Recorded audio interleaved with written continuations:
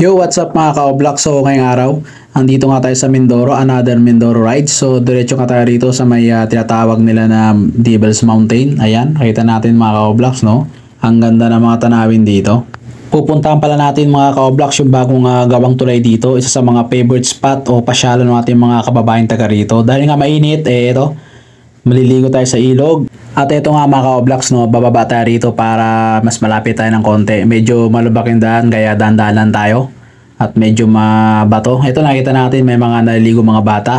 Yo, what's up mga ka-Oblocks? So, dito kami pumuwesto sa taas.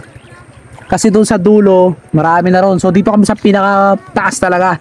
Para solo namin nung pinsan ko si Commander Kadong. Medyo mababaw. Pero at least may tinik. May yung tubig tsaka malinis pa kasi tayong unang babagsakan ng tubig Alright, so samahan nyo kami sa aming paliligo. Sarap tumira dito mga ka-Oblocks, oh. Napakatahimik, simpleng buhay. Wala sa polusyon, sa ingay.